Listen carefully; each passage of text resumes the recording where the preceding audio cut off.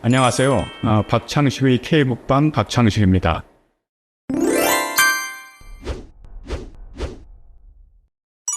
우리나라 북방, 세계 북방에 중요한 이슈가 많은데요. 북방 이슈로 한 걸음 더 깊이 들어가서 지식을 쌓아보면 어떨까요? 북방을 통해 유식해지자. 박창식의 K북방 취재입니다. 오늘은 해병대 최수근 상병 사건 모두 아시죠? 지난해 여름 해병대 지휘부가 해병대원들을 수해 현장 수색 작전에 무리하게 투입했습니다. 최수근 상병이 급류에 휩쓸려 희생됐죠. 대통령실이 사건 진상규명을 가로막았다는 문제 제기가 나왔습니다. 관련 당국이나 국회가 사건 진상을 빨리 규명하길 기대합니다. 오늘은 이 사건을 계기로 해병대에 대해서 세 가지를 공부해 보려고 합니다. 첫째로, 해병대 선후배 예비역들이 사건 진상규명을 요구하면서 강력하게 단결해서 캠페인을 벌이고 있습니다. 해병대가 도대체 어떤 조직이길래 이렇게 행동하고 있는 건지 그 문화를 알아보려고 합니다. 둘째로요, 해병대가 상륙작전을 하는 부대라고는 대개 알고 있습니다. 해병대 조직은 언제, 어떻게 생겨서 오늘날의 모습으로 발전해 왔는지 조직의 역사적 기원을 알아보겠습니다. 세 번째로요, 해병대 하면은 무지막지하게 용기만 발휘하는 조직이라고 여기는 그런 선입견이 다소 있습니다. 그렇지 않습니다. 의외로 사람 생명을 소중히 여기는 전통을 갖고 있습니다. 이 점을 미 해병대 사례를 통해서 알아보려고 합니다.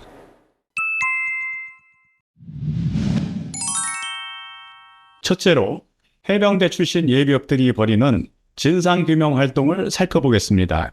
해병대 수사단이라고 옛날 헌병대 조직입니다. 요즘은 군사경찰이라고 부르죠. 해병대 수사단이 최상병 사건을 1차 조사해서 임성근 해병 1사단 사단장을 포함해 고위 지휘관 8사람을 민간경찰에 이첩하겠다고 했습니다. 수사단장인 박정훈 대령이 이종섭 당시 국방장관한테 대면 보고를 했고요. 이종섭 장관은 보고를 받고 결재문서에 서명했습니다. 다음날 국방부가 갑자기 전날 방침을 뒤집었습니다. 사단장을 비롯한 8명에 대한 경찰 이첩을 보류하라고 했는데요. 이 지시를 즉각 따르지 않았습니다. 국방부는 박 단장이 말을 듣지 않는다고 보직에서 해임했습니다. 그리고 항명수괴라고 하는 어마어마한 혐의를 붙여서 군사재판에 넘겼습니다. 이 과정에 배후가 있는 거 아니냐, 대통령이 경로해서 사건 처리 방향을 뒤집은 거 아니냐라고 하는 외압설이 나왔습니다. 외압이 만약에 사실이라 그러면은 대통령은 직권남용 혐의를 받을 수 있습니다. 지난해 8월 박 대령이 군 검찰의 조사를 받기 위해서 처음 출석할 때 일입니다. 박 대령은 학사장교 출신인데요. 학사장교 동기 모임인 사관 81기 동기회 김태성 회장을 비롯한 몇 사람이 비 오는데 동기생인 박 대령한테 우산이라도 받쳐주자라고 해서 현장에 함께 나갔습니다. 동기회원들이 이어서 사건 진상규명과 박 대령의 명예회복을 요구하는 성명서를 냈고요. 이어서 광화문 이순신 동상 앞에 가서 해병대 복장을 입고 기자회견도 했습니다. 장교 동기회는 지난해 11월 해병대 복장으로 1박 2일 동안 50km에 걸쳐서 캠페인 행군을 했습니다. 지난 3월 초에는 김포에서 서울 여의도 국회의사당까지 25km 구간에서 2차 행군을 했고요. 4월 6일에는 국회의사당에서 출발해서 독립문과 주한 호주대사관, 경찰청, 조계사, 명동성당을 거치는 3차 행군을 시작했습니다. 3차 행군은 앞으로 매월 한 차례 2년 동안 김포 해병대 2사단 앞과 최상병이 쉬고 있는 대전 국립현충원, 사고 발생지인 경북 예천, 포항 해병대 1사단 앞을 주요 경로로 삼아 진행할 예정입니다.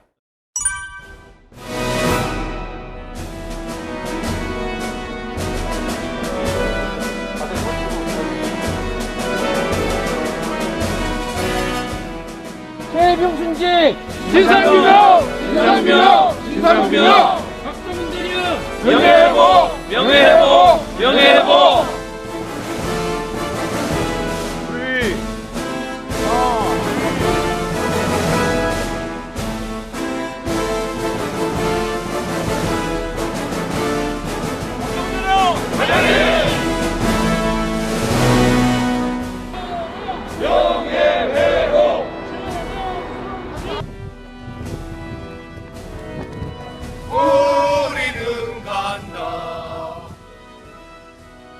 증거인멸까지 시도했다는 것이 이 사건의 본질입니다. 차렷! 경례! 해병대 예비역 응원 활동이 한 가지 더 있습니다. 해병대 예비역 연대는 국회의원 총선거 때 유세장 주변에서 거리 캠페인을 벌였습니다. 해병대 예비역들의 캠페인을 보면 단결력이 대단하다는 느낌이 듭니다. 김태성 동기회장은 저와 인터뷰를 하기도 했는데요. 자신들의 활동과 해병대 문화 연관성을 이렇게 설명했습니다. 노르망디 착륙작전을 다룬 라이언 일병 부학이라는 영화를 보셨죠? 적들이 2중 3중의 방어망을 펼쳐둔 해안에 배를 타고 들어가 빗발치는 총탄을 뚫고 돌격하는 작전은 매우 위험합니다. 적에게 포위당하거나 흩어지면 결국 전멸하게 됩니다. 사즉생, 죽음도 불사하겠다는 각오로 일사불란한 지휘체계 하에서 해병대원들끼리 서로를 믿고 강력하게 결속하여 참호 속 적들까지 모두 제압해야지만 싸움에서 이기고 살아남을 수 있게 됩니다. 상륙작전 전문부대인 해병대는 단결력이 곧 생명입니다.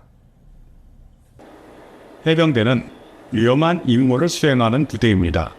서로 믿고 강력하게 단결해야 자기들이 살아남고 목적을 달성하겠죠. 해병대 예비역들이 해병대 정신을 잘 발휘하고 있네요. 그동안 장병 인권 침해 사건이 종종 일어났습니다. 2014년에 육군 윤일병 사건, 2021년에 공군 이해람 중사 사건이 유명하죠. 그때마다 예비역 단체들이 장병편에 서서 시원하게 목소리를 내주면 좋았는데 실제는 그렇게 하지 못했습니다. 좀 아쉬웠습니다. 해병대 예비역들이 이번에 최상병 희생 진상규명을 요구하고 나섰는데요.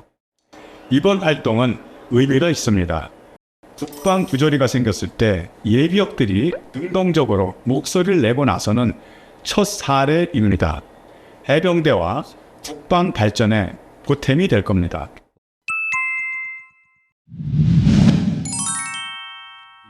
둘째로 해병대 조직의 기원과 발전 과정을 알아보겠습니다. 책을 한 권 소개하겠습니다. 앨리스와 미 해병대의 전쟁 방식이라는 제목의 책인데요. 피트 앨리스라고 1920년 무렵에 미 해병대 장교로 활동한 인물이 있습니다. 이 사람이 상륙작전 이론을 체계화함으로써 현대 해병대의 존재의 의미를 정립한 이론가로 유명합니다. 이 책에서 이 인물의 생애와 연구 내용을 소개하고 있습니다. 이 책에서도 나오는 내용인데요. 돛담배, 즉 범선 시절에 해병대는 군함을 타고 다녔습니다. 그러다가 적의 군함을 만나면 가까운 거리에서 총을 쏘거나 아니면 상대배에 갈고리를 걸고 뛰어 올라가서 총과 틀로 육박전을 벌였습니다. 우리 역사에서 임진왜란 때도 왜군의 수군은 조선 수군 배에 가까이 접근해서 뛰어 올라서 육박전을 벌이려고 했습니다. 이순신 장군이 이끈 조선 수군은 왜군 배와 거리를 두고 함포를 쐈죠. 서양 역사에서도 엄선 시대가 끝나고 철갑을 두른 증기선 시대가 열리면서 상황이 바뀌었습니다. 배와 배가 멀리 떨어져 함포 사격으로 싸우니까 이제 해병대를 배에 태우고 다닐 필요가 없어졌죠. 당신들은 이제 육상에 있는 해군 기지나 경비해라. 해병대는 조직의 격이 떨어진 상태에서 한정된 임무를 수행했습니다. 1915년 1차 세계대전 때 일입니다. 영국과 프랑스, 호주, 뉴질랜드 연합군은 오스만 제국, 지금 터키 땅인 보스포러스 해협에 있는 갈리폴리라는 해안에서 상륙작전을 벌입니다. 나중에 영국 총리가 되는 윈스턴 처칠이 영국 해군성 장관으로서 작전을 지휘했는데요. 그때 상륙 작전에 대해 아무런 개념과 이론도 없이 무조건 밀어붙였습니다. 그 결과 25만 명이라는 엄청난 사상자를 냅니다. 참패했죠. 이론도 개념도 없이 밀어붙이면 안 되는 거죠. 이런 시대 상황에서 미군 해병대 장교 피트 앨리스가 현대 전쟁에서 해병대는 무엇을 할 것인가에 관한 해답을 찾아냅니다. 그는 소령 중령 시절인 1920년대 초에 태평양 섬들의 지형을 조사하고 상륙작전 개념 연구 보고서들을 작성했습니다. 미 해병대는 이것을 공식 전쟁 계획으로 승인했습니다. 미 해병대가 태평양 전쟁 때 과달카날 섬을 비롯해 여러 곳에서 일본군을 상대로 상륙작전을 벌여서 이겼는데요. 앨리스가 일찌감치 연구에 정립해 놓은 상륙작전 이론이 큰 도움이 됐습니다. 피트 앨리스는 현대 해병대의 존재의 의미를 정립한 중요한 인물입니다. 그의 생애와 사상을 담은 이 책인데요. 여러분도 한번 읽어보시기 바랍니다. 우리나라도 2개 사단을 중심으로 2만 9천 명 정도 해병대를 두고 있는데요. 미군 해병대가 세계에서 가장 규모가 크고 한국 해병대가 두 번째, 영국 해병대가 세 번째 규모입니다. 해병대를 규모 있게 운영하는 이유가 있습니다. 전쟁 때 전선을 중심으로 적과 일진일퇴 공방전을 벌인다면 전쟁이 길어지겠죠. 피해도 많아집니다. 이럴 때 만약 전선 뒤쪽으로 상륙부대를 보내서 적의 허를 찌른다면 전쟁을 빨리 끝내고 피해를 줄일 수가 있죠. 해병대는 상륙작전 전문 부대로서 중요합니다.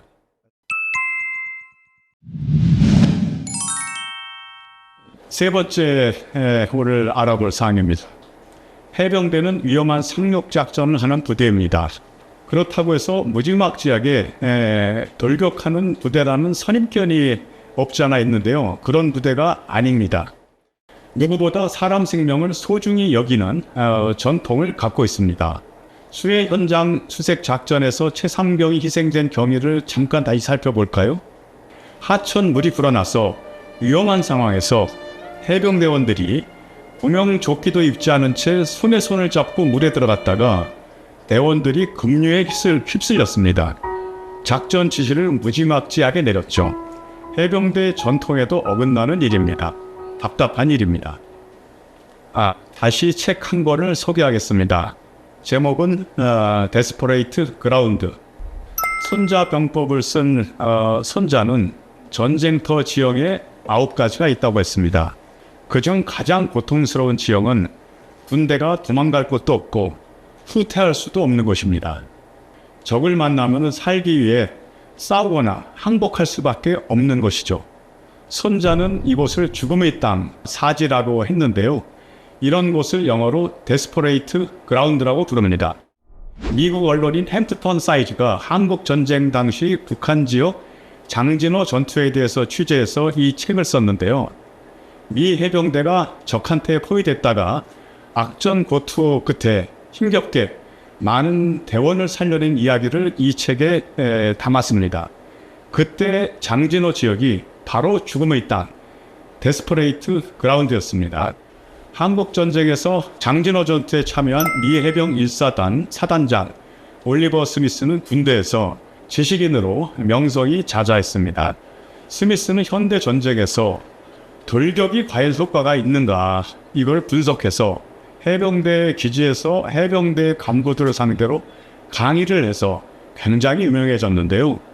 스미스는 숫자를 일일이 계산해서 돌격을 하면 이것은 무모하다, 위험하다, 효율적이지 않다는 점을 입증했습니다. 이게 그의 강의 내용이었습니다. 돌격이란 가짜 영웅들이 에너지를 낭비한 행위에 불과하다라고 이야기했죠.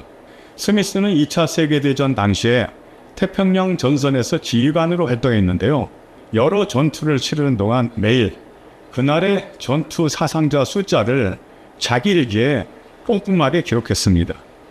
부하들의 목숨을 쓸데없이 잃지 않으려고 끊임없이 노력한 거죠. 1950년 가을에 미군 총사령관 메가더는 인천 상륙 작전에 성공합니다. 메가더는 같은 해 연말까지 전쟁을 완전히 끝내고 개선하리라 이렇게 꿈꿨습니다. 메가더는 휘하 부대한테 최대한 신속하게 진격하라고 요구합니다. 압록강과 두만강에 빨리 도달하라고 한 거죠.